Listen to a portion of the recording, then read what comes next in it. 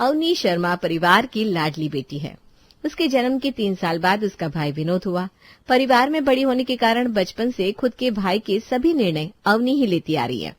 भाई कौन से कपड़े पहनेगा, किस स्कूल में जाएगा, यहाँ तक कि कौन से खिलौने उसके लिए घर में आएंगे। इतना ही नहीं, बढ़ती उम्र के साथ अवनी ने पूरे परिवार की जिम्मेदारी अपने ऊपर ले ली थी। घर के सामानों की लिस्ट करना, लाइट बिल, मेहमानों को क्या देना है, घर की कौन सी चीज कहाँ रखी है और बहुत कुछ। अवनी की माँ पाठशाला में टीचर थी, घर पर बच्चों का ट्यूशन भी लेती थी, इसलिए बहुत ही कम उम्र से अवनी एक जिम्मेदार बेटी बन गई थी। अवनी के स्वभाव की माता पिता और मोहल्ले वाले हमेशा तारीफ करते थे। अवनी 22 साल की हो गई थी और उसके लिए रिश्ते आना भी शुरू हो गया था। इस बात को लेकर अब अवनी के घर में रोज झगड़ा हो रहा था। बेटा एक बार देख तो ले, मैं आज तक तुम्हें 200 लड़के दिखा चुकी हूँ। किसी लड़के में क्या कमी है बता तो सही। ये नहीं चाहिए, वो नहीं चाहिए। तुम्हारे लिए क्या सफेद घोड़े पर बैठकर कोई राजकुमार आने वाला है? माँ मैं बूढ़ी नहीं हुई हूँ, मैं अभी सिर्फ 23 साल की हूँ। आपको मुझे इस घर से भगाने की जल्दी हो गई है क्या? मुझे कोई नहीं चाहिए, ना ही आपके दिखाए हुए 200 तस्वीरों में से कोई, और ना ही सफेद घोड़े पर आने वाला राजकुमार। मैं आज आपको साफ साफ बता रही हूँ, मुझे शादी नहीं करनी। मुझे पता है बेटा, तुझे मेरी इस घर की, तुम्हारे पिता की, भाई की हमेशा चिंता लगी रहती है। मुझे इस घर की कौन सी चीज कहाँ रखी है इतनी सीधी सी बातें भी नहीं पता। बचपन से इस घर की पूरी जिम्मेदारी तुमने उठा रखी है। तुम्हारे होने की, मौजूदगी की मुझे भी आदत हो गई है। लेकिन बेटियां कितनी भी प्यारी क्यों ना हो, एक उम्र के बाद लड़कियों को अपना मायका छोड़कर अपने ससुराल जाना ही पड़ता है। ससुराल ही लड़कियों का असली घर होता है। ओफो माँ, मुझे प्लीज लेक्चर नहीं चाहिए। यही मेरा घर है, आज भी, कल भी, और हमेशा यही घर मेरा रहेगा। देख अवनी, इस घर के दरवाजे तेरे लिए हमेशा खुले हैं। तू जब मन चाहे यहाँ आ सकती है, लेकिन रहना तो तुम्हें अपने ससुराल में ही पड़ेगा। क्योंकि आज तू जिस घर के लिए, जिस घर की जिम्मेदारियों के लिए शादी नहीं कर रही है, कर इस घर में इस घर की बहू आएगी, और जो जिम्मेदारियां, जो घर तूने बचपन से अपना बनाया हुआ है, वो सब कुछ पल भर में तुमसे छीन लेगी। अब इसमें उसकी भी कुछ गलती नहीं है, क्योंकि हर लड़की का घर उसका ससुराल होता है। इसलिए मैं चाहती हूँ कि कल कोई आकर तुझसे ये घर छीन ले, उससे पहले तू इस घर के ऊपर से अपना हक छोड़कर शादी कर ले और अपनी एक अलग दुनिया बसा ले। और हक छोड़ना मतलब ये घर तेरा बिल्कुल भी नहीं रहेगा, ऐसा नहीं है। बस इस घर से ज्यादा तेरे लिए वो घर, उस घर की जिम्मेदारियां मायने रहेगी। माँ, आप और आपकी बातें मेरे सर के ऊपर से जा रही है, लेकिन फिर भी कह रही हूँ, मैं शादी करूंगी, लेकिन पहले इस घर को मेरी तरह संवारने वाला कोई आए तो सही। फिर मैं इस घर से अपना ध्यान पूरी तरह निकाल लूंगी और शादी करके अपना घर बसा लूंगी। आप ढूंढती रहना कोई ऐसा जो इस घर को मेरी तरह संभाल सके। हे भगवान, क्या करूं मैं इस लड़की का। कभी कभी मेरी बेटी इतनी जिम्मेदार है, इस बात पर मुझे गर्व महसूस होता है। लेकिन बेटा, तेरी भी तो अपनी जिंदगी है, तू मेरी बातों को समझती क्यों नहीं? बड़ी बहन ऐसी घर पर बैठी है बिना शादी के, कोई इस घर में अपनी बेटी कैसे देगा? तुम मत छोड़ इस घर के ऊपर का तेरा अधिकार, बस शादी कर ले, ताकि कल जाकर तेरी भाई की शादी में कोई रुकावट ना आए। अब अरुंधति ने काफी गहरी बात कह दी थी। अरुंधति की ये बात सुनकर सुबह से जिस चेहरे पर गुस्से की लकीरें छाई हुई थी, वो लकीरें तुरंत उदासी में बदल गई थी। अरुंधति की बातें सुनकर कुछ पल के लिए अवनी शांत होती है और अरुंधति के हाथ में लड़के की जो तस्वीर थी वो अपने हाथों में लेती है। मैं बताती हूँ आपको सोचकर। अवनी की बात सुनकर अरुंधति की जान में जान आती है, क्योंकि अब तक जैसे ही घर में शादी का नाम निकलता था, हमेशा अवनी गुस्से से लाल हो जाती थी। लेकिन आज पहली बार किसी लड़की की तस्वीर हाथ में लेकर कम से कम उस रिश्ते के बारे में सोचने के लिए अवनी ने हाँ तो कहा था। इसी बात से अरुंधति खुश हो गई, क्योंकि घर के अलावा आज अवनी पहली बार किसी और चीज के बारे में सोचने वाली थी। चलो, अवनी ने कम से कम किसी लड़की की तस्वीर हाथ में तो ली। हर बार अवनी के दिमाग में सिर्फ इस घर का, उसके भाई का, उसके परिवार का क्या होगा, यही विचार आता है। आज पहली बार उसके दिमाग में कोई ख्याल खुद के लिए आएगा, और अवनी को लग रहा है कि मुझे इस घर से उसे भगाने की जल्दी हुई है।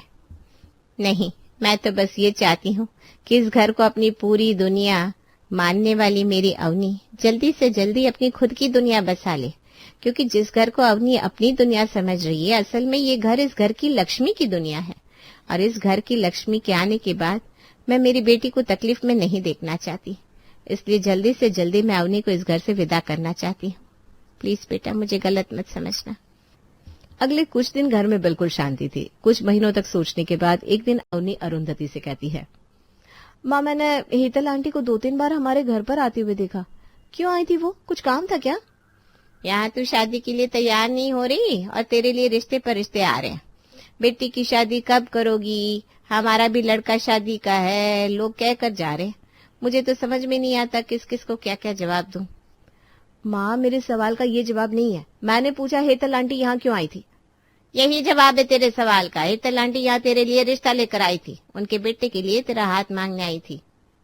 अरे वाह हेतल आंटी, आपने तो मेरा काम ही आसान कर दिया।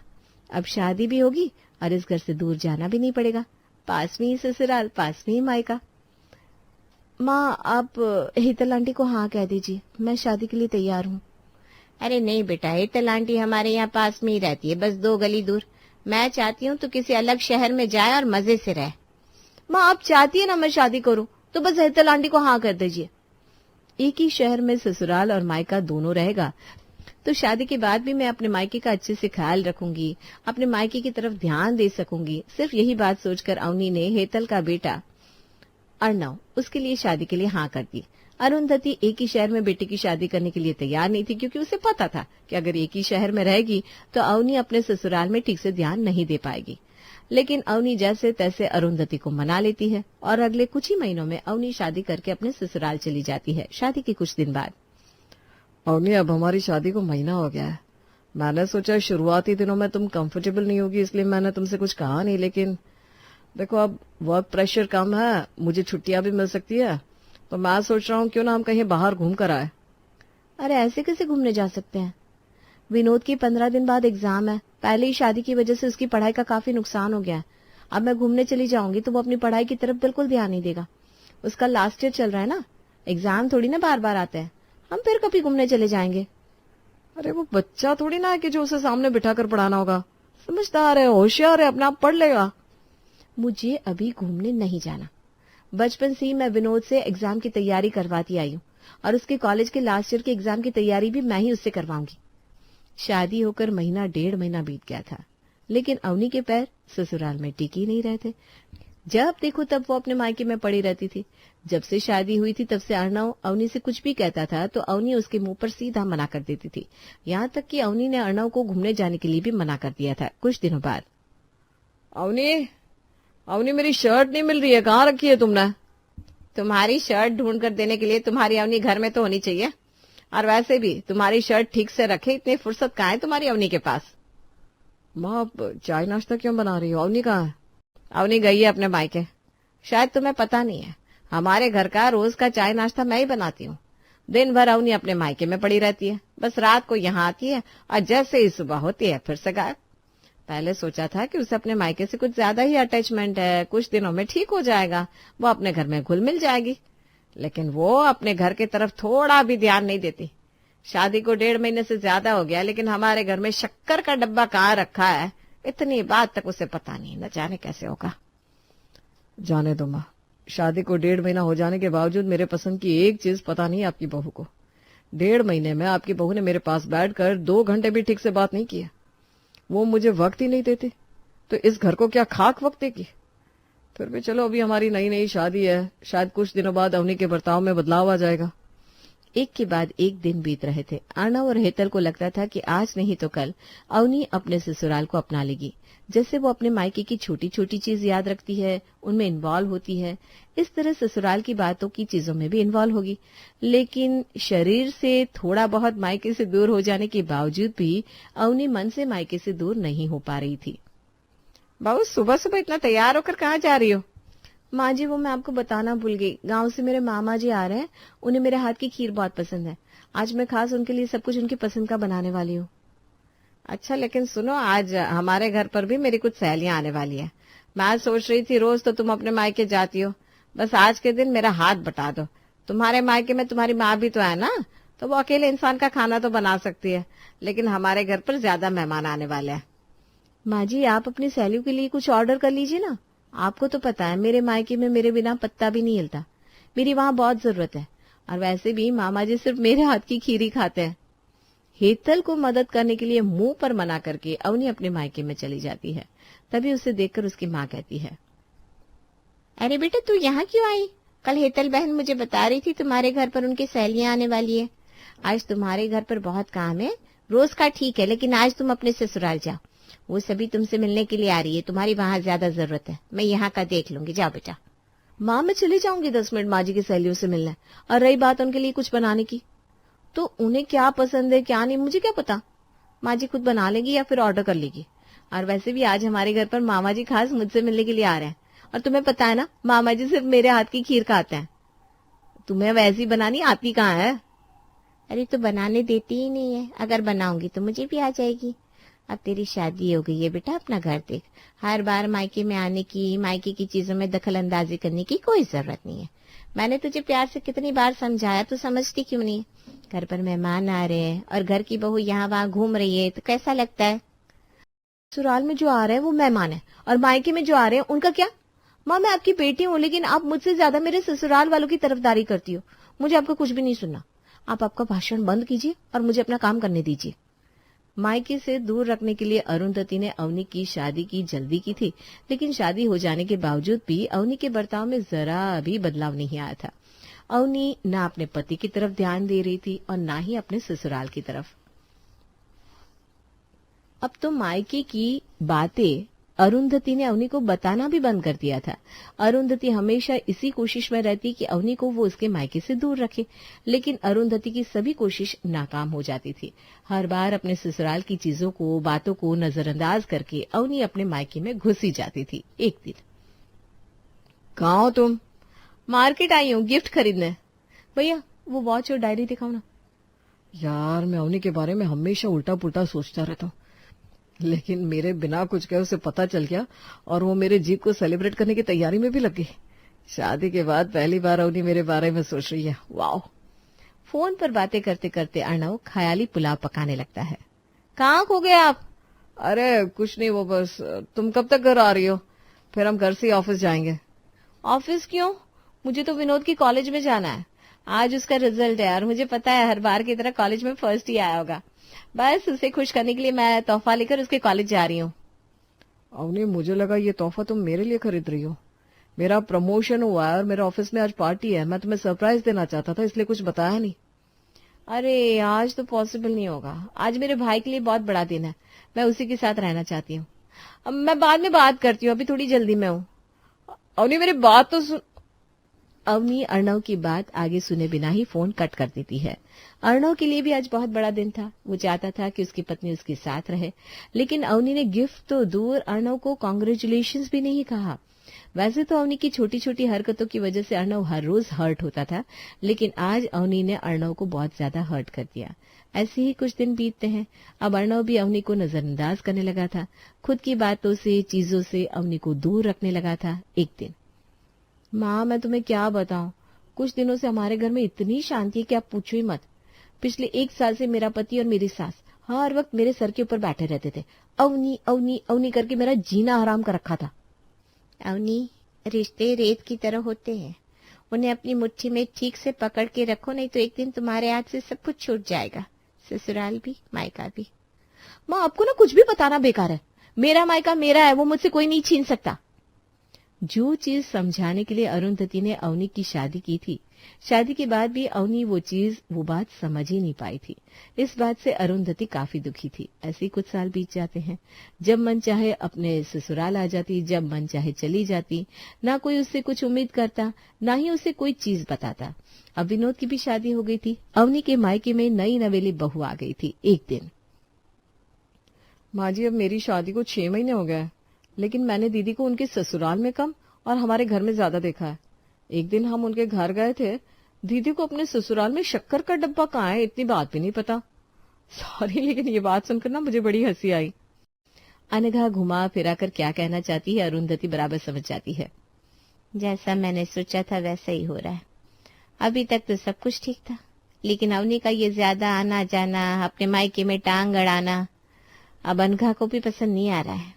अवनी अपना खुद का घर तो संभाल नहीं पा रही है। अगर ऐसा ही चलता रहा तो उसके साथ साथ हमारा घर भी टूट जाएगा। ना चाहते हुए भी मुझे अपना घर और बहू बचाने के लिए कठोर निर्णय लेने ही होंगे। एक दिन मामा जी फिर से अवनी के मायके में आते हैं। ये बात अवनी को पता नहीं थी। वो हर रोज की तरह अपने मायके में जाती है, तभी देखती है कि मामा जी कैसी बनी है खीर। बहुत बढ़िया बनी है बुरानी। वाह वाह वाह वाह। कल तक इस घर में मुझे पूछे बिना लैपटॉप, कंप्यूटर, मोबाइल, गाड़ी ये सब आ रहा था। अब तो इस घर में मेरी तरह खीर बनाने वाला भी कोई आ गया है। इस घर में मेहमान आ रहे हैं, ये बात भी मुझे बताना किसी को जरूरी नहीं लगा, जैसे मेरी इस घर में कोई अहमियत ही नहीं है। अरे दीदी आप आ गई। अरे तू तो रहने दे। मुझे अगर यहाँ आने में 10 मिनट देर हो गई तो मुझे 100 फोन करता था, लेकिन अब मैं 4 दिन से यहाँ नहीं आई तो तूने मुझे एक मैसेज भी नहीं किया। मेरी गलती है, मैंने ना आप लोगों को कुछ ज्यादा ही अपना मान लिया। अवनी गुस्सा होकर अपने ससुराल चली जाती है। कोई उसे रोकता नहीं, क्योंकि उसके मायके वाले यही तो चाहते थे कि भले ही अवनी अपने मायके वालों से रूठ जाए, लेकिन अपने ससुराल को तो अच्छे से संभाल ले। मेरे मायके में बहू क्या आ गई, बेटी जैसे उनके लिए धुंधली हो गई है, और मैं एक मूर्ख थी जो अपने ससुराल वालों को, पति को नजरअंदाज करके अपने मायके जाकर बैठ जाती थी। पिछले 3 सालों में बहुत गलत किया है अपने पति के साथ, अपने ससुराल वालों के साथ, लेकिन मैं अब अपनी सारी गलतियां सुधारूंगी और उसकी शुरुआत आज रात सबके लिए सबका मनपसंद खाना बनाकर करती हूँ। अरे यार ये कैसे आलू के पराठे बनाए तुमने? किसी चीज का कोई टेस्ट ही नहीं आ रहा। ऐसा लग रहा है जैसे सादे पराठे खा रहा हूं मैं। हाँ बहू, आलू के पराठे में आलू के पराठे वाला स्वाद ही नहीं है। थोड़ा मिर्च मसाला डाल देती ना इसमें तो स्वाद आ जाता। मिर्च मसाला तो पूरा डाला है पापा जी, ऐसा कोई मसाला नहीं है जो मैंने इसमें नहीं डाला। बेटा मिर्च मसाले बेशक कितने भी डाल लो, लेकिन जब तक खाने में टमाटर नहीं पड़ता ना तब तक खाने का स्वाद नहीं आता। आलू के मसाले में टमाटर मिला दे, फिर देख पराठे कितने स्वाद बनेंगे। हैं? आलू के पराठे में कब से टमाटर डलने लग गया मम्मी? आप दोनों को बस हर चीज में टमाटर डालने का पता नहीं क्या शौक है। खाने में कुछ भी कमी हो बस टमाटर डाल दो, ऐसे थोड़ी ना होता है। अरे चुप कर, तुझे कुछ नहीं पता। बहू आलू का जो मसाला बचा है ना उसके अंदर टमाटर काट के मिला दे और फिर पराठे बना, देखना फिर कैसे पराठे में स्वाद आता है। पूनम किचन में जाती है और अपनी सास की बात मानकर आलू के मसाले में टमाटर काट के मिला देती है और फिर उससे आलू के पराठे बनाती है। ये लीजिए, आप खाकर देखिए आलू के पराठे, बहुत ही टेस्टी हो गया है। अब सब आलू का पराठा खाकर देखते हैं, लेकिन आलू के पराठे में टमाटर हो तो उसका टेस्ट कैसा आएगा ये तो आप समझ ही सकते हैं। बस वैसा ही कुछ स्वाद उन लोगों को भी आया। अरे ये क्या मिला दिया तुमने आलू के पराठे के अंदर? इससे अच्छा तो ये पराठा पहले ही लग रहा था। मुझे समझ में नहीं आता तुम लोगों की हर प्रॉब्लम का सोल्यूशन टमाटर ही कैसे हो जाता है। मसाला कम था तो मसाला डालना चाहिए था ना, आलू के पराठे में टमाटर डालने का क्या मतलब? एक तो बहू टमाटर डालकर इतना अच्छा आलू का पराठा बनाकर लाई है, ऊपर से इसके नखरे नहीं खत्म हो रहे। खाना है तो खा वरना मत खा। मुझे तो ये पराठा बहुत स्वाद लग रहा है, मैं तो 2-4 और खाऊंगी। पता नहीं टमाटर से ऐसा क्या प्यार है तुम्हें, बस किसी भी चीज़ में टमाटर डाल दो और तुम्हें खिला दो तो तुम्हें वही पसंद आएगा। भाई मैं भी ये टमाटर वाला आलू का पराठा तो नहीं खा सकता, ले जाओ। अब ना तो विनोद ना ही अंकित वो टमाटर वाला आलू का पराठा खाते हैं। अगले दिन, यार आज ना मेरा कढ़ी चावल खाने का बहुत मन कर रहा है, तुम गर्मा गर्म कढ़ी चावल बना लो ना। अच्छा ठीक है, आप जल्दी से नहा धोकर रेडी हो जाओ, तब तक मैं गर्मा गर्म कढ़ी चावल बनाकर तैयार करती हूँ। पूनम गर्मा गर्म कढ़ी चावल बनाकर तैयार करती है और खाने के टेबल पर सर्व करती है। अरे वाह भाभी, कढ़ी बनाई है, क्या बात है। आज तो बहुत दिनों बाद घर में कढ़ी बनी है। हाँ, तुम्हारे भैया का मन था कढ़ी खाने का तो बना दी, वरना मैं तो टमाटर की चटनी बनाने वाली थी। अच्छा हुआ भैया ने कढ़ी बनाने के लिए बोल दिया, कम से कम एक दिन के लिए तो टमाटर से छुटकारा मिला। अब सब लोग कढ़ी चावल खाते हैं, लेकिन अंकित को कढ़ी जरा कम खट्टी लगती है। अरे यार कढ़ी बना रही थी तो खट्टी बना दी ना, कढ़ी जब तक खट्टी ना हो तब तक उसे खाने का मजा नहीं आता। अरे कढ़ी तो मैं दही से ही बनाई हूँ, अब दही जितनी खट्टी होगी कढ़ी भी तो उतनी ही खट्टी बनेगी ना। वैसे बात तो अंकित बिल्कुल ठीक कह रहा है बहू, खटास के बिना ना कढ़ी में मज़ा नहीं आ रहा। मैंने इसलिए कुछ नहीं कहा कहीं तुझे बुरा ना लग जाए, लेकिन अब जब अंकित ने कह दिया है तो तू कढ़ी में टमाटर पीस कर मिला दे तो कढ़ी अच्छी तरह खट्टी हो जाएगी। क्या कुछ भी बोल रही हो माँ, कढ़ी में कोई टमाटर डालता है क्या? अरे क्यों नहीं डालता, पहले तो मैं हमेशा टमाटर डालकर ही कढ़ी बनाती थी, और जब टमाटर डालकर सब्जी खट्टी बनाई जा सकती है तो कढ़ी क्यों नहीं। जाओ बहू, तुम कढ़ी में टमाटर पीस कर डाल दो। अरे लेकिन सब लोग ऐसा करने से मना करते हैं, लेकिन पूनम उनके सामने से कढ़ी उठाकर ले जाती है और मिक्सी में टमाटर पीस कर कढ़ी में मिला देती है, जिससे कढ़ी का टेस्ट इतना अजीब हो जाता है कि किसी से वो खाई नहीं जाती। अरे कम से कम पहले ये खाई तो जा रही थी, पता नहीं क्यों तुमने इसमें टमाटर पीस कर डाल दिया, पूरा कच्चा टमाटर का टेस्ट आ रहा है। मैं तो अब इसे नहीं खा सकता, तुम ही खा लो। हाँ भाभी, ये कच्चे टमाटर वाली कड़ी मुझसे भी नहीं खाई जाएगी। मैं तो बाहर से ही कुछ ऑर्डर कर रहा हूँ। किसी के लिए कुछ मंगवाना है क्या? हाँ बेटा, मेरे लिए भी मंगा ले, क्योंकि ये तो मैं भी नहीं खा पाऊंगा। और मेरे लिए भी। अरे आप लोगों को जब मेरे हाथ का कुछ खाना ही नहीं होता तो मुझसे कुछ बनवाते ही क्यों? एक तो इतनी मेहनत से मैंने ये कढ़ी बनाई थी और आप लोगों ने खाई ही नहीं। इससे अच्छा तो मुझे बनाने के लिए बोलते ही नहीं। अरे छोड़ ना बहू, अगर इन लोगों को नहीं खानी तो मत खाने दे, आज हम दोनों खाते हैं। दोनों सास बहू मिलकर कच्चे टमाटर वाले कढ़ी चावल खाते हैं और घर के बाकी लोगों को बाहर से खाना मंगाकर खाना पड़ता है। कुछ दिन बाद, सुनो पूनम, आज मेरे बॉस घर पर खाने के लिए आने वाले हैं। वो साउथ इंडियन है, तो उनके लिए साउथ इंडियन खाना ही बनाना। वो साउथ इंडियन के अलावा और कुछ भी नहीं खाते। हाँ हाँ ठीक है, आप चिंता मत करो, मैं बना लूंगी। हाँ, लेकिन इंटरनेट से रेसिपी देखकर ही बनाना, क्योंकि तुम नॉर्थ इंडियन खाने में ही इतनी गड़बड़ करती हो, तो साउथ इंडियन में तो कितनी करोगी। इसलिए सब कुछ प्लीज़ ज़रा ध्यान से करना। बात मेरे प्रमोशन की है। आपको तो बस हमेशा मेरे अंदर कमी ही नजर आती है। मैंने बोला ना मैं बना लूंगी, सब मेरे ऊपर छोड़ दो ना। पूनम की ये बात सुनकर अंकित सब कुछ उस पर छोड़कर चला जाता है। पूनम साउथ इंडियन खाना बनाना शुरू करती है और शाम तक तरह तरह का साउथ इंडियन खाना बनाकर तैयार कर देती है। अंकित अपने बॉस के साथ घर पर आता है। अरे वाह अंकित, तुम्हारे घर से खाने की खुशबू तो बहुत अच्छी आ रही है। लगता है तुम्हारी वाइफ को बहुत अच्छा साउथ इंडियन खाना बनाना आता है। सर, ये तो मुझे भी आज ही पता चलेगा, क्योंकि आज से पहले मैंने कभी अपनी वाइफ के हाथ का साउथ इंडियन खाना नहीं खाया।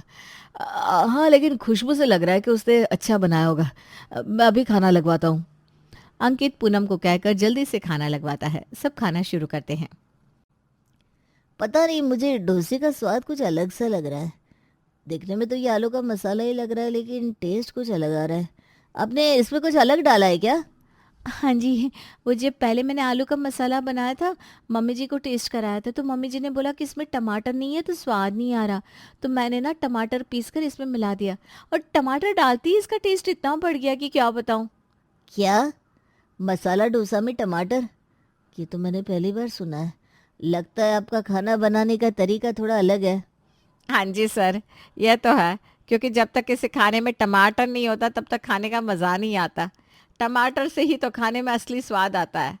अब जब तक डोसे में टमाटर नहीं होगा तो डोसे का स्वाद कैसे आएगा? इसलिए डोसे में टमाटर डाल दिए।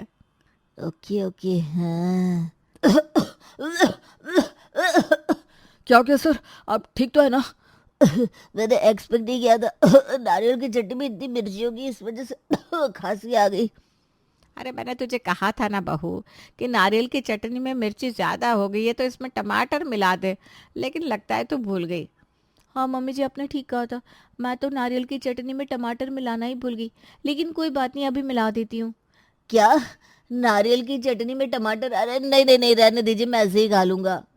अंकित के बॉस नारियल की चटनी में टमाटर डालने के लिए बहुत मना करते हैं, लेकिन उनके मना करने के बावजूद पूनम टमाटर पीस कर मिला ही देती है और नारियल की चटनी का पूरा स्वाद खराब हो जाता है।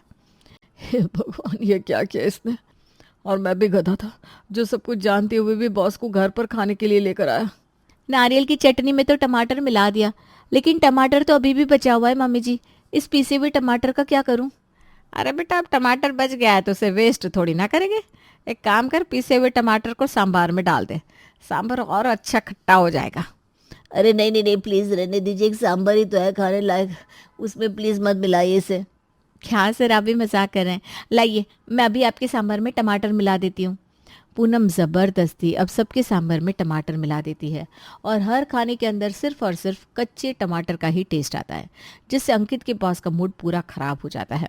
वो अंकित की तरफ देखते हुए धीरे से कहते हैं, अगर मुझे पता होता कि अपने घर पर बुलाकर तुम मेरे साथ ऐसा कुछ करने वाले हो तो मैं कभी तुम्हारे घर नहीं आता, और तुम्हें तो मैं ऑफिस में देखूंगा, और तुम्हारे प्रमोशन के नाम पर भी अब मैं टमाटर ही दूंगा तुम्हें।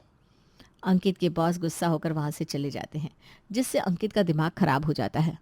तुम्हारी वजह से मेरा प्रमोशन रुक गया, आज से तुम घर में खाना बनाओगी नहीं। बाहर से खाना मंगा मंगा कर भी थक गए हम लोग, लेकिन तुम्हें अकल ही नहीं। बस अब और नहीं, घर में अब से मेड खाना बनाएगी। खबरदार अगर आज के बाद तुम किचन में गई तो। अरे लेकिन, चुप बिल्कुल। अब अंकित घर में खाना बनाने के लिए एक मेड को रख लेता है। मेड सबके लिए खाना बनाकर लाती है। कितना अच्छा किया भैया जो अपने घर में मेड रख ली, वरना इस टमाटर वाले खाने के चक्कर में बाहर के खाने का बिल इतना ज्यादा बैठ गया था कि हम लोगों की आधी सैलरी तो उसी में जा रही थी। फाइनली अब गंगू दीदी के हाथ से कुछ अच्छा खाने को तो मिलेगा। उन लोगों को लग रहा था कि खाना बनाने के लिए मेड रखी है तो अच्छा खाना बनाएगी, लेकिन मेड का भी खाना बनाने में वही हाल था जो हाल पूनम का था। अरे ये कैसी बिरयानी बनाई है गंगू बेटा, इसमें बिल्कुल भी बिरयानी जैसा स्वाद नहीं आ रहा। अरे कैसी बात करते हो अंकल, मैंने बिरयानी का मसाला डालकर इतनी अच्छी बिरयानी तो बनाई है। पहले तो तुम मुझे ये बात बताओ, बिरयानी में टमाटर डाला था कि नहीं? अरे बिरयानी में कौन टमाटर डालता है, मैंने बिरयानी में दही डाली थी, उसी से तो बिरयानी टेस्टी बनती है। यही तो कमी रह गई। अगर बिरयानी में टमाटर डाला होता तो बिरयानी बहुत टेस्टी बनती, और ये सब तेरी तारीफ करते नहीं थकते।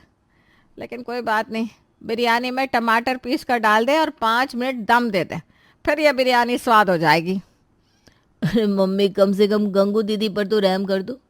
अरे बिरयानी के अंदर कौन पीस कर टमाटर डालता है, ये बिरयानी जैसी है ना हम वैसे ही खा लेंगे, लेकिन टमाटर डालकर इसका सत्यानाश नहीं होने देंगे। अरे तो चुप कर, स्वाद के बारे में कुछ नहीं पता तुझे। मैंने तुझे जैसा बोला है ना ठीक वैसा ही करना। जा टमाटर पीस कर मिला दे। अब गंगू बिरयानी में टमाटर पीस कर डाल देती है और उसे 5 मिनट दम दे देती है। बिरयानी का टेस्ट पहले जैसा आ रहा था, उससे भी खराब हो गया था। छी छी छी छी, ये क्या हाल करवा दिया तुमने बिरयानी का शांति। तुम ही खाओ ऐसे बिरयानी को, लगता है मुझे तो आज भी बाहर से ही खाना मंगाना पड़ेगा। आपको नहीं पापा, हमें भी बाहर से ही खाना पड़ेगा। टमाटर टमाटर टमाटर, इस टमाटर से परेशान हो गए हम। पहले तो खाना अच्छा नहीं बनता और फिर उसमें टमाटर मिला देते हैं, जैसे टमाटर मिलाने से पता नहीं क्या का क्या हो जाएगा। तुम लोग तो रहने ही दो, तुम लोगों को बस खाने में कमी निकालना आता है। पहले बहू के हाथ के खाने में कमी निकालते थे, अब गंगू के हाथ के खाने में भी कमी निकाल रहे हो। अब हर रोज गंगू जो भी बनाती उसमें कुछ न कुछ कमी निकलती और शांति देवी हर बार उसमें टमाटर मिलवा देती। और घर वालों का हाल ज्यों का त्यों रहा तो उन्होंने गंगू को काम से निकाल दिया। कुछ दिन बाद, बस बहुत हो गया भैया, हर खाने में टमाटर का अत्याचार मैं नहीं सह सकता। इन लोगों को सुधारने के लिए कुछ न कुछ तो करना ही पड़ेगा। तो सही कह रहा है बेटा, टमाटर खा खा कर मैं खुद टमाटर जैसा होता जा रहा हूँ। अब तो सपने में भी टमाटर आने लगे। कुछ दिन और ऐसा चलता रहा तो मैं तो पागल ही हो जाऊंगा। आप दोनों चिंता मत करो, इनको सुधारने के लिए अब कोई ना कोई तिगड़म लगाना ही पड़ेगा। जैसे इनकी हर प्रॉब्लम का सोल्यूशन टमाटर होता है ना, वैसे अब से हम भी ऐसा ही करेंगे। टमाटर का बदला अब टमाटर ही लेगा। अंकित अपने पापा और सागर को सारा प्लान समझा देता है और वो तीनों अब मिशन टमाटर शुरू करते हैं। अगले दिन, सुनिए जी, ये मिक्सी नहीं चल रही है, जरा देखिए तो। अरे ऐसे कैसे चलेगी मिक्सी, इसमें टमाटर डालो अपने आप चल जाएगी। क्या मतलब? अरे जब टमाटर डालकर तुम खराब से खराब रेसिपी को ठीक कर सकती हो तो मिक्सी क्या चीज़ है। मिक्सी में टमाटर डाल दो, मिक्सी अपने आप ठीक हो जाएगी। हैं? ऐसे थोड़ी ना होता है। अरे होता है, तुम करके तो देखो, सब होता है। ये बोलकर अंकित वहां से चला जाता है और उसकी बात सुनकर पूनम उसे देखती ही रह जाती है। अगले दिन, सुनिए ना जी, मेरी कमर में बहुत दर्द हो रहा है, जरा दवाई तो लगा दीजिए।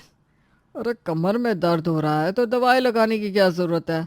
मैं अभी टमाटर पीस कर लाता हूँ और तुम्हारी कमर पर लगा देता हूँ। पीसा हुआ टमाटर कमर पर लगाते ही तुरंत कमर में आराम हो जाएगा। हैं? ये आप कैसी बात कर रहे हैं? पीसा हुआ टमाटर कमर में लगाने से कमर दर्द कैसे ठीक हो जाएगा? अरे जब टमाटर से तुम बिगड़े से बिगड़े खाने को ठीक कर सकती हो तो तुम्हारी कमर का दर्द क्या चीज़ है। तुम बस थोड़ी देर रुको, मैं अब भी पीसा हुआ टमाटर लेकर आता हूँ। विनोद किचन में जाकर टमाटर पीस कर लाता है और उस पीसे हुए टमाटर को शांति की कमर में लगा देता है। अब देखना तुम्हारे कमर का दर्द कितने जल्दी ठीक हो जाएगा। टमाटर अभी अपने चमत्कारी गुण दिखाएगा। विनोद शांति की कमर में टमाटर का पेस्ट लगाकर वहां से चला जाता है और पीसा हुआ टमाटर लगने से शांति की कमर बिल्कुल ठंडी हो जाती है और बुरी तरह अकड़ जाती है। अगले दिन, सुनिए जी, ठंड आ रही है और गीज़र खराब हो गया है, तो आप गीज़र वाले को बुलाकर गीज़र ठीक करवा दीजिए। अरे गीज़र ठीक करवाने की क्या ज़रूरत है, तुम ठंडे पानी में टमाटर डाल दो तो पानी अपने आप गर्म हो जाएगा। ऐसी कोई प्रॉब्लम है क्या जिसका सोल्यूशन टमाटर ना कर सके?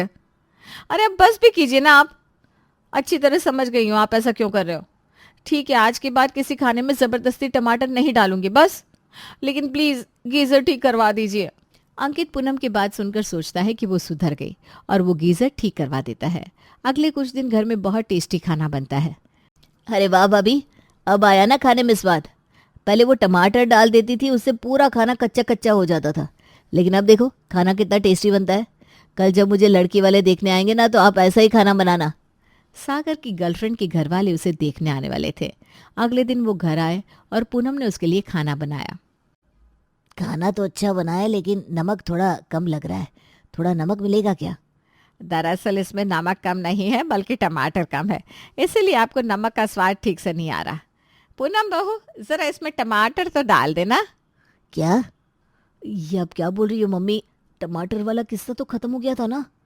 शांति सागर को टेढ़ी नजर से देखती है और फिर से पूनम को आवाज लगाती है। पूनम बहू, जल्दी से टमाटर लेकर आना जरा। पूनम जल्दी से टमाटर लाती है और सब्जी में मिला देती है। मुझे लग ही रहा था कि आज सब्जी में टमाटर कम रह गया, लेकिन कोई बात नहीं, अब मैंने मिला दिया है तो अब टेस्ट अच्छा आएगा। ये सब क्या हो रहा है? खाने में इस तरह कच्चे टमाटर कौन डालता है? आप क्या इस तरह हमारी बेइज्जती कर रहे हो? अरे इसमें बेइज्जती वाली कौन सी बात है दिवाकर जी? खाने में टेस्ट नहीं आ रहा था तो हमने टमाटर मिलाया है। इसमें बेइज्जती वाली क्या बात है? रहने दीजिए। लड़की वालों को इस तरह कच्चा पक्का खाना खिला रहे हैं, साफ पता चल रहा है कि आप हमारी कितनी इज्जत कर रहे हैं। ऐसे घर में हमें अपनी बेटी का रिश्ता करना ही नहीं है। अरे नहीं नहीं, आपको कोई गलतफहमी हो रही है अंकल जी, प्लीज रुक जाइए। अब रिश्ते वाले तो वहां से चले जाते हैं और इस टमाटर के चक्कर में बेचारे सागर का रिश्ता होते होते रह जाता है।